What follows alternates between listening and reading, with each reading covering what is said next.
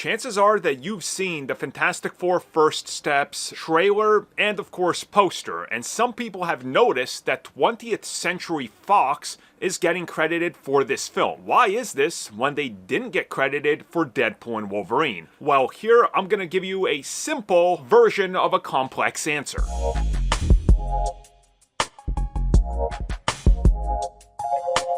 So something that's causing, honestly, a lot more confusion than I thought it would, which is why I didn't cover it, but many of you reached out to me asking for clarification. And that's in relation to the credits of Fantastic Four First Steps.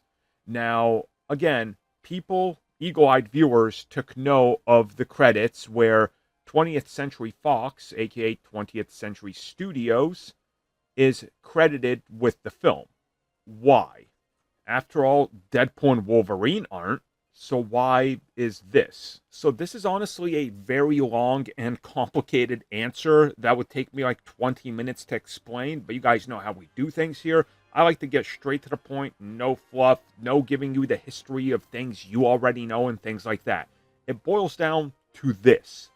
When the Fantastic Four rights were sold off to Constantine Film, and before that, you know, they were jumping around from studio to studio, and Fox eventually locked it all down and started to produce those early Fantastic Four films in the early 2000s, and then Fant4stic in 2015. This is where things get complicated, because due to distribution rights, due to people's names being specifically associated with these things, some of these names are locked in with specific elements of the company. So think of this in a way that's a little bit simpler. So think of a scenario like Star Wars, for example, right? That's the best one I can give you.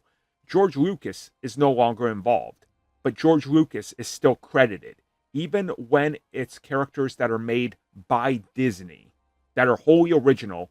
It still says inspired by characters created by George Lucas. There are people who are literally attached at the hip that at one point were at Fox and then left, or Constantine Film and left, that are still synonymous with the Fantastic Four and will forever be. Like 100 years from now, if Marvel Studios is making virtual reality Guardians of the Galaxy films, James Gunn will be credited. This is the simple explanation. Fox has to be acknowledged because of what they've done, what they did, and their involvement in so many different contracts that were involved with the Fantastic Four for over 40 years at this point. So hopefully this was a simple enough explanation. It doesn't mean that the film isn't Disney or Marvel Studios or anything.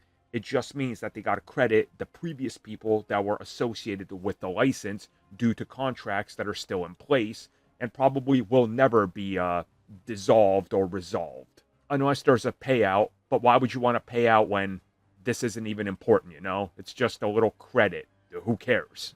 Thank you for checking out that video, and thank you for your continued support. Feel free to like, share, subscribe, do whatever you will, and if you're so inclined and would like some additional content from us, which includes unfiltered content and bonus discussions, we do offer exclusively in our member section. We hope to see you there. So thank you for watching, and have a good one.